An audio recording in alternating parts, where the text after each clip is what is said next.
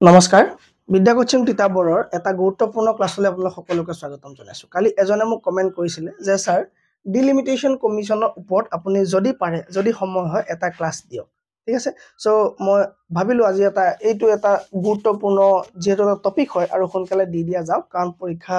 আহি আছে সকলোৰে দুইটা একদম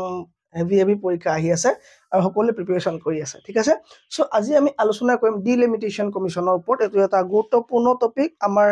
এই 2026 চনৰ পৰীক্ষালৈকে আমাৰ এপিএসসি আৰু ইউপিএসসি কাৰণে এটা গুৰুত্বপূৰ্ণ টপিক হ'ব। ঠিক আছে, এই টপিকটো তোমাৰ ৰিলেভেন্ট হ'ব পলিটি, গভৰ্নেন্স আৰু কাৰেন্ট এফেয়াৰ্স। ঠিক আছে, এই তিনিটা টপিকৰ কাৰণে এই মানে আজি পঢ়িব যোৱা টপিকটো কি হ'ব ইম্পৰ্টেন্ট হ'ব। মই যি লিখিম আপোনালোকক গোটেইখিনি এজ এ পিডিএফ সেভ কৰি পেলাই এপত আপলোড কৰি দিয়া হ'ব আৰু যিসকল হোৱাটছআপ গ্ৰুপত জয়েন আছে তেওঁলোকে তাৰ পৰা ডাউনলোড কৰি ল'ব। ঠিক আছে, সো টপিকটো কি sir delimitation. Delimitation. So delimitation মানে কি হ'ব, ইয়াৰ অসমীয়া টাৰ্মটো হ'ব সীমা নিৰ্ধাৰণ। ঠিক আছে, কি হ'ব সীমা নিৰ্ধাৰণ। ডি মানে কমাই দিয়া, লিমিটেশন মানে কি কৰা, মানে আমি গম পাওঁ যে সীমা, তাৰ মানে সীমা আমি কি ক'ব লাগে প্ৰতিটো সেন্সাসৰ পাছতে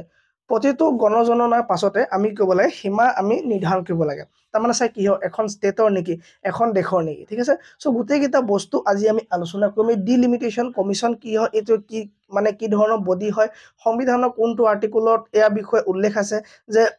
কেনেকে এখন ৰাজ্যৰ সীমা নিৰ্ধাৰণ কৰা হয়। ঠিক আছে, তাৰ মানে ইয়াত আমি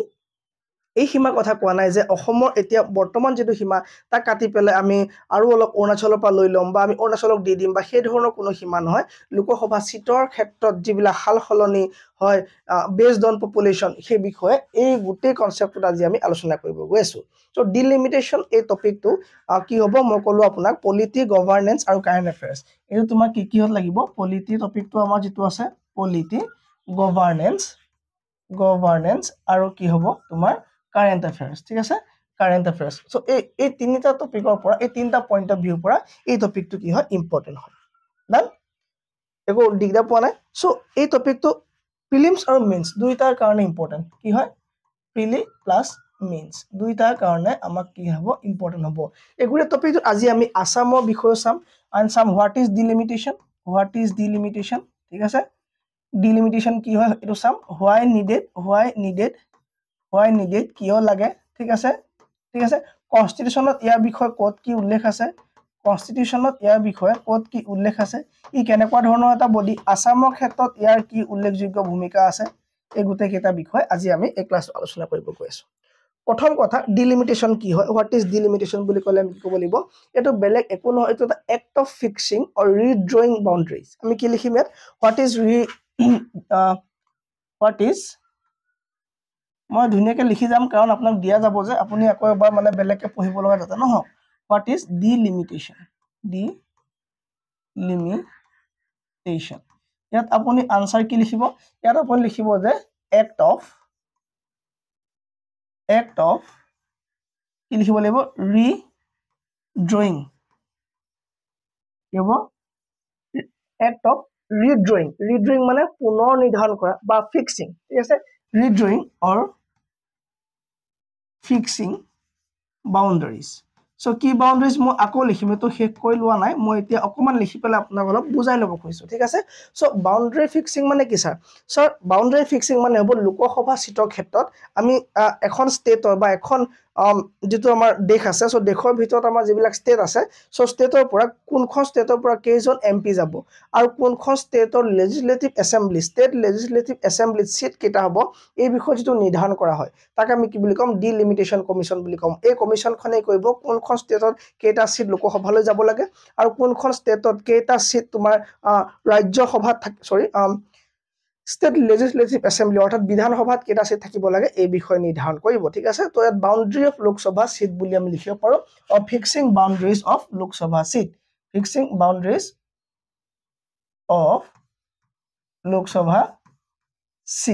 as well as তুমি তাৰপৰা লিখিবা as well as state legislative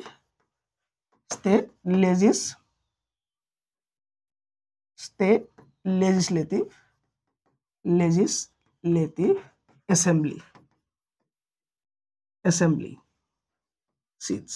ঠিক আছে এইটো হৈ গ'ল আমাৰ ডেফিনেশ্যনটো এটা আমাৰ হৈ গ'ল ঠিক আছে সো এতিয়া কথা হ'ল এইটো এটা কি হয় এইটো এটা স্ট্যাটুটৰি বডি হয় চাইটো কি বডি হয় পইণ্ট আমাক লাগিব এইটো এটা কি হয় স্ট্যাটুটৰি বডি স্ট্যাটুটৰি বডি স্ট্যাটুটৰি বডি মানে কি স্ট্যাটুটৰি বডি মানে এইটো এটা আগৰ পৰা কনস্টিটিউশনৰ দ্বাৰা থকা এটা বডি নহব যাক পাৰ্লিয়ামেন্টৰ দ্বাৰা ক্ৰিয়েট কৰা হ'ব ঠিক আছে পাৰ্লিয়ামেন্টৰ দ্বাৰা এখন বিল পাছ হ'ব যে এনেকুৱা এটা কি লাগে আমাৰ কমিটি লাগে আৰু বিলখন পাছ হোৱাৰ পাছত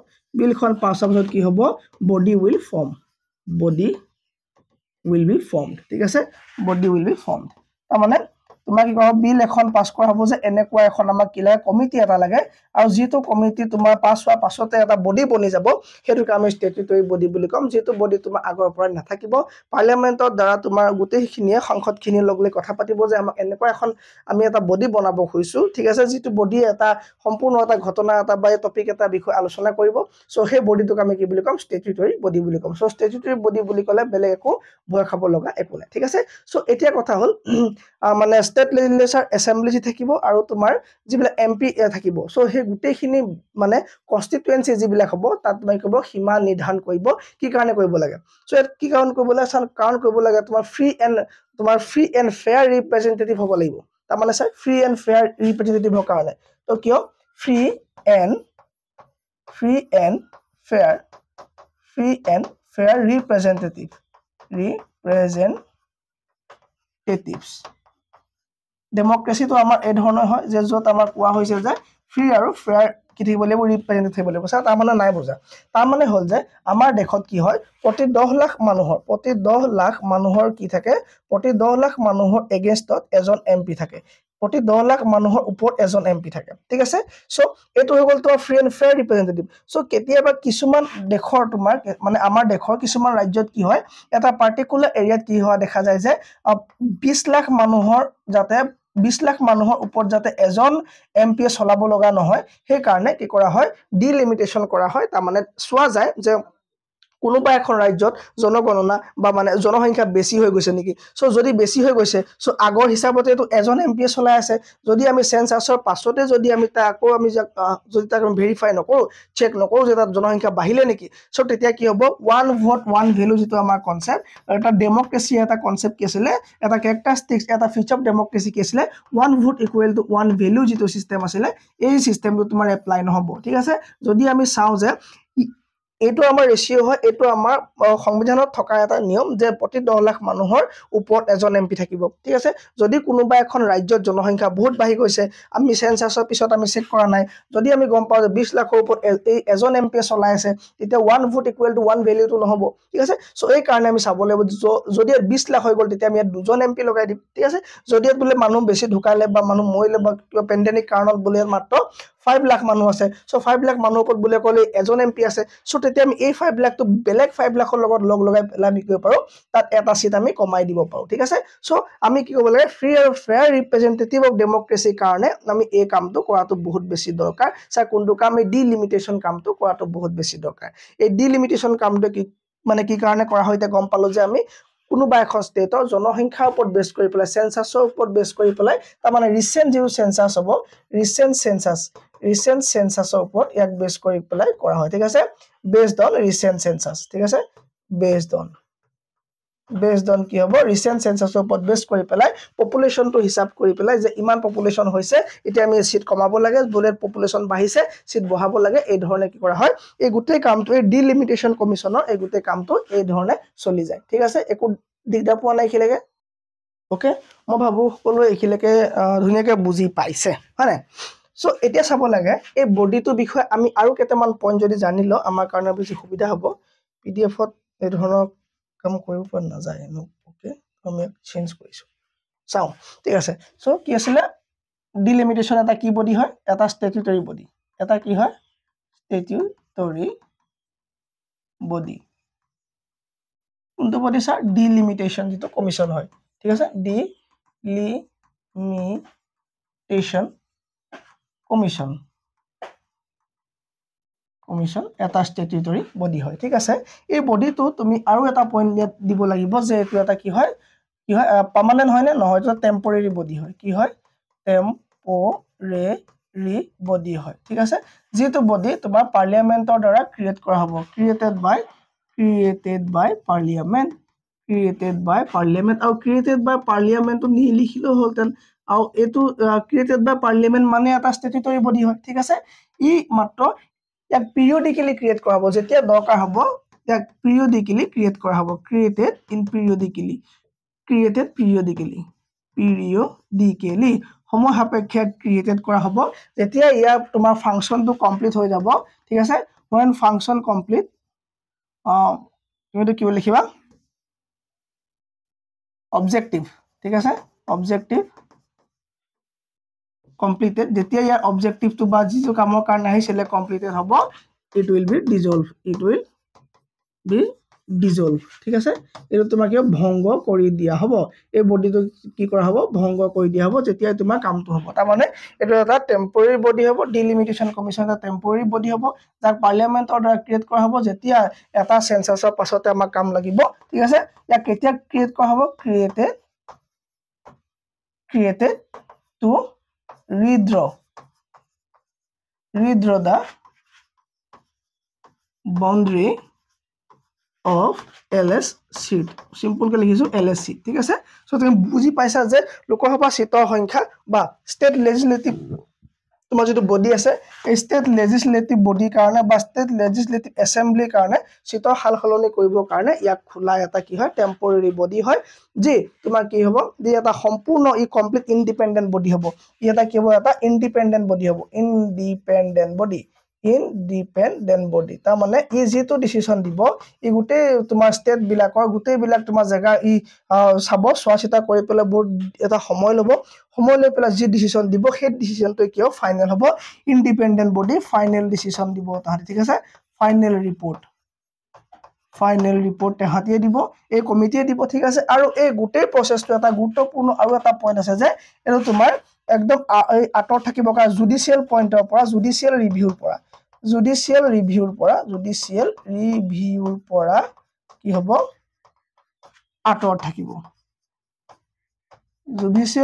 জুডিশিয়াল ৰিভিউৰ পৰা আটৰ থাকিব কিয় থাকিব স্যাৰ কাৰণ যদি তুমি জুডিশিয়াল ৰিভিউ কৰি দিবলৈ হয় কোনোবা পাৰ্টিয়ে যদি কিবা এটা কেছ দি দিয়ে যে এই কমিটি এগেইনষ্ট যদি কেছ কৰি দিয়া যায় ঠিক আছে তেতিয়া তোমাৰ তাহৰ যেটো ৰিপৰ্ট আহি ফাইনাল ৰিপৰ্ট আহিব সেই ফাইনাল ৰিপৰ্টৰ ওপৰত ভিত্তি কৰি নিৰ্বাচন নহব আৰু যদি নিৰ্বাচন নহয় যেতিয়া বহুত ডিলে হৈ যাব সো যাতে এই ডিলেড ইলেকশনটো এভয়েড কৰিবৰ কাৰণে ইয়াক জুডিশিয়াল ৰিভিউৰ পৰা আগত কি হৈছে মানে আটৰ ৰখা হৈছে সো যোৱাবাৰ যেতিয়া আমাৰ 2023 চনত কৈছিলে তেতিয়া আমাৰ সাংসদ জুহাতৰ গৌৰৱ গগৈয়ে কৈছিলে যে এই ডিলিমিটেশন যেটো হৈছে আমাৰ অসমত এটো কি নহয় এটা ভ্যালিড নহয় কিয় ভ্যালিড নহয় বুলি কৈছে কাৰণ কৈছে যে ইহতি বহুত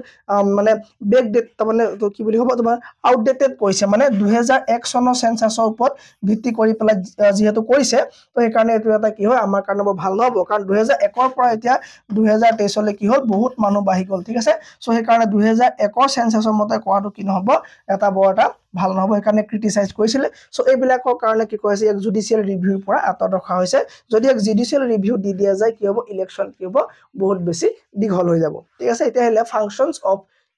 তোমাৰ ডিলিমিটেশন কমিশন সো ফাংশন কি হ'ব ই মেইনলি কি কাম কৰিব মই কলুৱে তোমাক functions of delimitation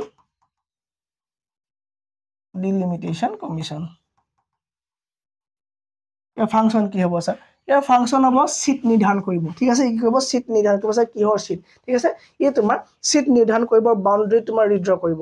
ঠিক আছে ই কৰিব সিট নিৰ্ধাৰণৰ বাউন্ডাৰি ৰিড্ৰ কৰিব সো এটো এটা কি হলিয়া ইম্পৰ্টেন্ট পইণ্ট ইয়াক লাগে কি কাৰণে স্যাৰ লাগে ইয়াক এটা কাৰণে যে পপুলেশন যেতিয়া আমাৰ কি হয় বহুত বেছি বাঢ়ি যায় কাৰণ সকলো জায়গাতে পপুলেশন তোমাৰ ইকুৱেল আনইভেন পপুলেশন হয় ঠিক আছে মই কৈছো যে এজন এমপি যদি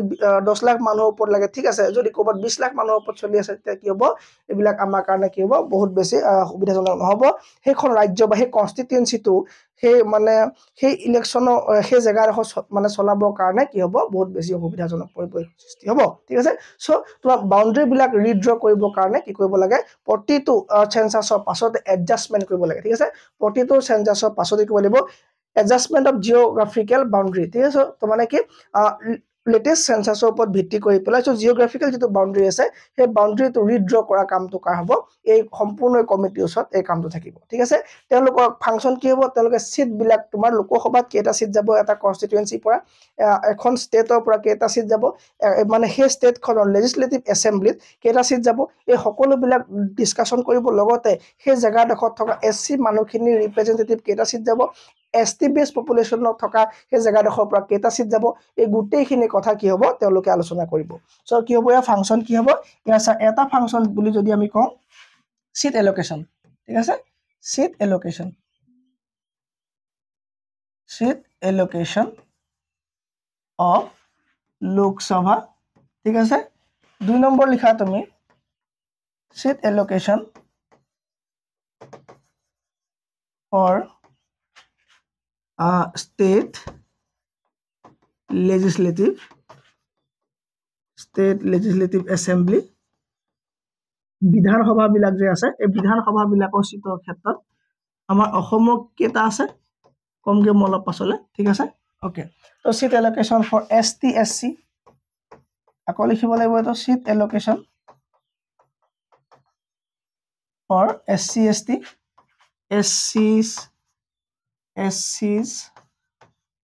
STs ঠিক আছে এইবিলাক জায়গা তোমাৰ ৰিপ্ৰেজেন্টেটিভ কৰিব কাৰণে ST কেটা সিট দিয়া যাব SC কেটা সিট দিয়া যাব টোটাল তোমাৰ ষ্টেট খনৰ বিধানসভাত মানে কিমান সিট ৰাখিব লাগিব সো MP সিট কেটা হ'ব এই গুটেইখিনি কথা ইয়াত আলোচনা কৰা হয় তো ইয়াৰ ৰুট বুলি ক'লে তোমাৰ কি হ'ব সো ইয়াৰ ৰুট কনসেপ্ট কি হ'ব free and fair representative of democracy ঠিক আছে সো ৰুট কনসেপ্ট মানে কি মানে কেলে অনা হৈছিল কিয় দৰকাৰ হৈছিল তো হেতু বিষয় যদি আমি জানো কি হ'ব ৰুট কনসেপ্ট ইয়াৰ আমাৰ ই কৰ পৰা আহিছিল কি কথা ইয়াক কেলে লাগে তো মই আগতে মেনশন কৰিছিলো যে free and fair representative of democracy ঠিক আছে সো ডেমক্ৰেসি আমাৰ যেটো গণতান্ত্ৰিক দেশ আমি ঠিক আছে সো আমাৰ দেশত কি হ'ব লাগিব ফ্ৰী এন্ড ফেয়াৰ ৰিপ্ৰেজেন্টেটিভৰ কাৰণে এই বস্তুটো তোমাৰ কি হয় বহুত বেছি দৰকাৰ হয় ফাংচন গম পালো নে আমি হেল্ল সাউন্ড ঠিক আছে চাৰ্জৰ কাৰণে সাউন্ডটো চেক কৰি থাকিব লগা হৈছে ঠিক আছে ওকে সো এতিয়া আমি কি চাম এতিয়া আমি চাম যে আৰ্টিকল সো সংবিধানত ইয়াৰ বিষয়ে কোড কি ধৰণে লিখা আছে ঠিক আছে সংবিধানত কোড কি এই বিষয়ে লিখা আছে ঠিক আছে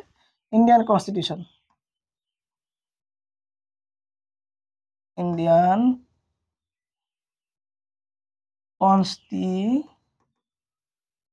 কনস্টিটিউশন যত কি বিষয়ে ডিলিমিটেশন কমিশনৰ বিষয়ে লিখা আছে the delimitation commission কি লিখা আছে ইয়াত চোৱা আৰ্টিকল কেবাটাও আমাক এই বিষয়ে জনাব যেনে তুমি আৰ্টিকল নাম্বাৰ 82 কি ডিলছ কৰে আমি সংবিধানৰ আৰ্টিকল খিনি এটা এটা কমপ্লিট মুখস্থ ৰাখিবই লাগিব তেতিয়া আমি মেইনছত আমি দুটা বস্তু ৰিলেট কৰি লিখিব পাৰিম তেনে আৰ্টিকল 82 ডিলছ উইথ কি এডজাস্টমেন্ট তো তোমাৰ এডজাস্টমেন্ট কৰা কথা কৈছে লোকসভা আফটাৰ ইচ সেন্সাস প্ৰতিটো সেন্সাসৰ পিছতে লোকসভা সিটক এডজাস্টমেন্ট কৰা কথা তোমাক কোন লিখিছে এটো স্যাৰ লিখিছে যে আৰ্টিকল নাম্বাৰ 82 ঠিক আছে তো গুটে দুনিয়াকে লিখিছে যে ইয়াত যদি পাৰ্লিয়ামেন্টে কিবা ল দৰকাৰ হয় পাৰ্লিয়ামেন্টে ল বনাব পাৰিব so article number 82 article number 82 কি লিখা আছে ডিলছ উইথ কি deals with readjustment of Lok Sabha ঠিক আছে after each প্ৰতিটো জনগণনাৰ পাছত after each census প্ৰতিটো জনগণনাৰ পাছত কি কৰিবলৈ কৈছে যে দেখৰ তোমাৰ লোকসভা কি কৰিবলৈ কৈছে ৰিএডজাস্টমেন্ট কৰিবলৈ কৈছে আৰু তাৰ কাৰণে যদি সংসদে বিচাৰে পাৰ্লিয়ামেন্ট can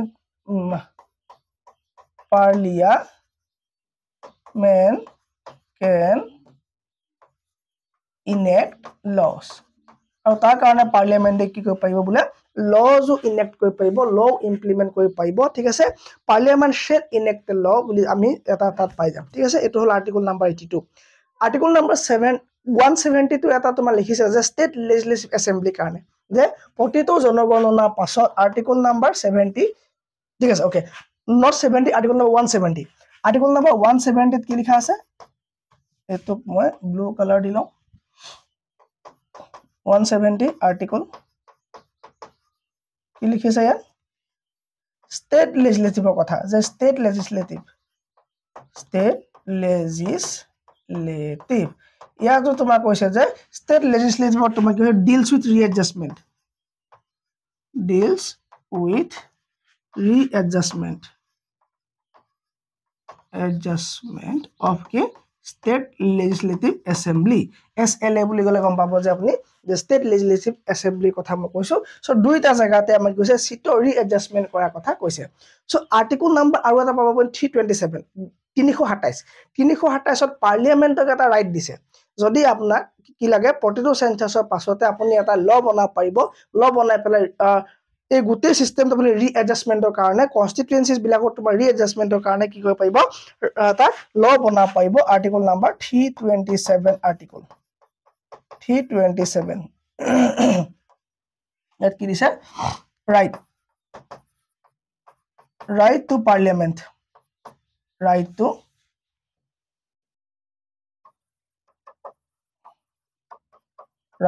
parliament পাৰ্লিয়ামেন্টৰ কি দিছে ৰাইট দিছে যে আপুনি কি কৰিব পাৰিব এটা বডি আপুনি নিৰ্মাণ কৰিব পাৰিব যেটো বডিৰ দ্বাৰা আপুনি এটা ষ্টেটিউ বডি মেক কৰিব কাৰণে মানে এই ধৰণৰ যেটো ডিলিমিটেশন কমিশন এই কমিশন বনাবৰ কাৰণে আপুনি সংসদত এখন মানে উত্থাপন কৰাৰ কথাটো আৰু উত্থাপন কৰি পেলাই আপোনালোকে সকলোৱে আপোনাৰ সৰ্বসন্মতিক্ৰমে এখন কমিশন বনাক আৰু যিখন কমিশনৰ ভিত্তিত আপোনালোকে কৰক এটা মানে এটা স্ট্যাটুটৰি বডি বনাক যি তোমাক অৰ্ডাৰ দিব বা যি গুটে ডিলিমিটেশনৰ গুটে কামখিনি কৰিব সেই বডিটোৱে কৰিব ঠিক আছে এখিলেকে কাৰবাৰ ডাউট আছে নেকি এখিলে কাৰবাৰ কিবা প্ৰবলেম তো আসামত কেতিয়া এক্সাৰসাইজ কৰা হৈছিল আসামত কেতিয়া এক্সাৰসাইজ কৰা হৈছিল আৰু মানে আসামত সিট কেটা আছে আমি জাননে আসামত সিট কেটা আছে আসামত কেটা সিট আছে আসাম সিট কেটা আছে Lok Sabha seat and Vidhan Sabha seat Vidhan Parishad আছে নি অসমত নাই সব বিধান পৰিষদ ক'ত আছে বিধান পৰিষদ ক'ত আছে এপি ইউপি কাৰ্বি মহাটেঙৰ এটো কি হয় শৰ্টিক হয় তাত কি আছে অকল বিধান সভা আছে সৰি বিধান পৰিষদ আছে বিধান পৰিষদ ক'ত আছে কৈছিলো মই ধুনিয়াকে গুটে পলিটি ক্লাস কৰি থোৱা আছে আপোনালোকে চোৱা নাই চাব এপি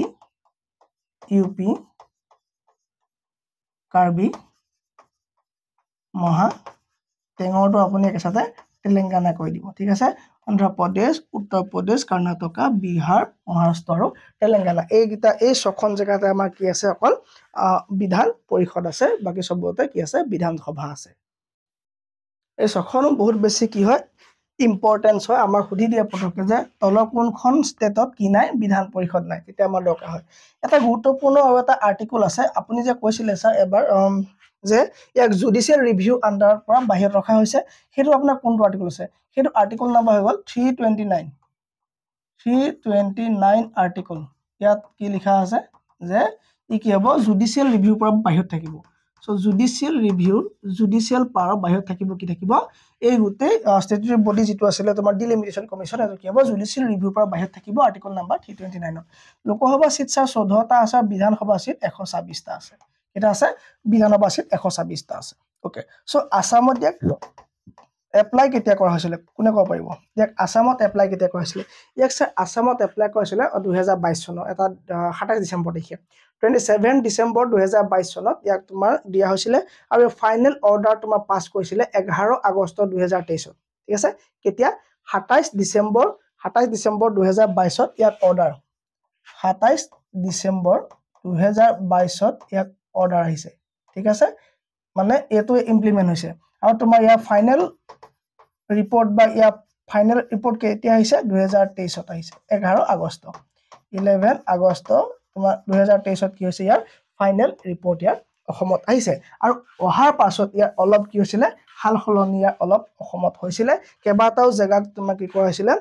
চেঞ্জ কৰা হৈছিলে কিন্তু সিটৰ সংখ্যা চেঞ্জ কৰা নাছিলে ইয়াত 14টা আছে 14টা থাকিব 126টা 126টা আছে কিন্তু সিট বিলাক কৰবাৰ নি পেলাই মাৰ্জ কৰি দিয়া হৈছিলে পপুলেশনৰ কাৰণে কৰবাৰ নি পেলাই তোমাৰ অলপ খেলিমেলি এটা কৰা হৈছিলে বাকি ইয়াত একো নাছিলে ঠিক আছে 14টাই আছে 126টাই আছে ঠিক আছে ইয়াত কিছুমান তোমাৰ এই এসসি কাৰণে দিয়া হৈছিলে আৰু কিছুমান তোমাৰ ৰিএডজাস্টমেন্ট কৰি দিয়া হৈছিলে আৰু এই গোটে বিলখন প্ৰেসিডেন্টৰ সাইন লাগিব ফাইনালটো আহিলে সো প্ৰেসিডেন্টৰ সাইন আহিছে তোমাৰ 16 আগষ্ট 2023 চনত ঠিক আছে সো 16 আগষ্ট 2023 চনত 16 আগষ্ট 2023 16 আগষ্ট 2023 ত ই তোমাৰ ইমপ্লিমেন্ট হৈছে আৰু ইমপ্লিমেন্ট হ'বলৈ আমি জানো যে প্ৰেসিডেন্ট সিগনেচাৰ বহুত বেছি important president sign so president sign কেতিয়া আহিছিল তোমাৰ 16 আগষ্ট 2023 ত ইয়াক তোমাৰ ইমপ্লিমেন্ট কৰিবৰ কাৰণে এৰি দিয়া হৈছিল কত সম্পূৰ্ণ অসমত আৰু এই কোনটো সেন্সাসৰ ওপৰত কৈছিল মই 2001 চনৰ সেন্সাসৰ ওপৰত আৰু সেই কাৰণে ইয়াক তোমাৰ কি হৈছিল গৌৰৱ গগৈ কৈছিল ইয়াক ক্ৰিটিসাইজ কৰিছিল 2021 সেন্সাসৰ ওপৰত সেনকাস নহয় সেন্সাস SCES নহয় SUS সেন্সাসৰ ওপৰত এটা তোমাৰ কি হৈছিল কমপ্লিট এটো বেস কৰিছিল ইয়াত আমি তুমি যদি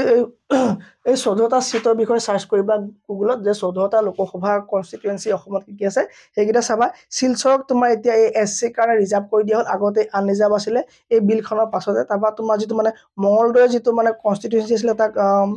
উডালগুৰি ঠিক আছে তাক তুমি কৈ দিয়া হল তাক দৰং আৰু উডালগুৰি নাম দি দিয়া হল কিন্তু মঙ্গলদৈ আছিল মঙ্গলদৈ যেটো আছিল তাক কি কৰা হল মঙ্গলদৈ ইয়াক নামটো চেঞ্জ কৰি পেলাই দৰং এণ্ড উডালগুৰি কৈ দিয়া হল দৰং এণ্ড উডালগুৰি কৈ দিয়া হল উডালগুৰি কৈ দিয়া হল যে তোমাৰ তেজপুৰ সিট আছিল এই তেজপুৰ সিটটো কি কৰা হল তেজপুৰ যেটো সিট আছিল এই তেজপুৰ সিটটোৰ নাম শোণিতপুৰ কৰি দিয়া হল শোণিতপুৰ কৰি দিয়া হল এতিয়া মোক কমেন্ট লাগিব যে কাজিৰঙা বুলি এটা সিট আহি গল এই কাজিৰঙা সিটটোত আগতে কোনটো সিটৰ পৰা কাটি পেলাই কাজিৰঙা সিটটো নাম দিয়া হল সো এই কাজিৰঙা সিটটোত কি সমষ্টি সোমাই থাকিব মানে কি জায়গা সোমাই আছে মোক এটো কমেন্টত দিব আপুনি ঠিক আছে এটো আপুনি মোক কমেন্টত দিব কাৰ্বি আংলং আছে নে নাই কোনটো মাৰ্জ হল এই 14টা বিষয় আপুনি ডিটেইল গুগলত সাৰ্চ কৰিলে পাব ঠিক আছে একেবাৰে এটা কি হয় শৰ্ট বস্তু হয় সেইকাৰণে মই আপোনাক এটা বিষয় কোৱা নাই ঠিক আছে সো গোটেই কনসেপ্টটো আছিল ইমানে মই গোটেই পিডিএফটো আপোনাক সেভ কৰি এনেকে আপোনাক সেভ কৰি আপোনাক ফাইলত দি দিম আপুনি ডাউনলোড কৰি ল'ব যদি বুজি পালে আপুনি কমেন্টত জনাব আৰু নেক্সট আপোনাক কোনটো টপিক লাগে আহি থকা এক্সামৰ কাৰণে কমেন্টত দিবলৈ নাপাহৰিব থ্যাংক ইউ ভেৰি মাচ